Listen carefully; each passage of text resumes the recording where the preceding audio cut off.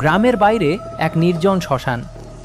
লোকেরা দিনের বেলাতেও সেখানে যেতে চায় না, কারণ রাত নামলেই নাকি সেখানে প্রদীপ জ্বলে ওঠে নিজে থেকেই। গ্রামের বুড়োরা বলে ওটা কোনো আত্মা নয়, ওটা তন্ত্র। অর্ক ছিল এক তান্ত্রিক সাধক, কিন্তু তার সাধনার শক্তির থেকেও বড় ছিল তার প্রেম নন্দিনীর জন্য। নন্দিনী গ্রাম্য মেয়ে, চোখে গভীর বিষণ্ণতা। লোকেরা জানতো না সে প্রতি অমাবস্যায় চুপি চুপি শ্মশানে যায়, কারণ ওখানেই অর্ক অপেক্ষা করে। শ্মশানের মাঝখানে অর্ক মাটিতে আঁকে অদ্ভুত যন্ত্র। 8টা প্রদীপ জ্বলে। সে বলে 8ম প্রদীপ জ্বললে সময় থেমে যাবে। নন্দিনী ভয়ে কাঁপে। অর্ক হেসে বলে, ভালোবাসা থাকলে মৃত্যু ছুঁতে পারে না। সেই রাতে অর্ক জানায়, এই সাধনায় আমি অমর হতে পারি, কিন্তু শর্ত একটাই।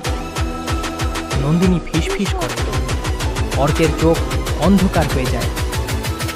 যাকে ভালোবাসি তাকে শ্মশানে আমার পাশে থাকতে হবে। নন্দিনী পিছিয়ে যায়, কিন্তু তান্ত্রিক মন্ত্র শুরু হয়ে গেছে। হঠাৎ চারদিক থেকে ভেসে আসে কান্না। কবর থেকে হাত বেরোতে থাকে। প্রদীপের আগুন নীল হয়ে যায়। নন্দিনী দেখে মরা দেহগুলো দাঁড়িয়ে পড়েছে। এক নারী কণ্ঠ বলে, নন্দিনী হঠাৎ মনে করতে পারে সে আগেও এখানে এসেছিল। তার আগের প্রেমিকও ছিল তান্ত্রিক। তিনিও তাকে অমর করার নাম করে শ্মশানে এনেছেন। সব প্রেমিকের শেষ একটাই। 8ম প্রদীপ জ্বলে ওঠে। অর্ক চিৎকার করে, নন্দিনী, আমার হাত ধরো।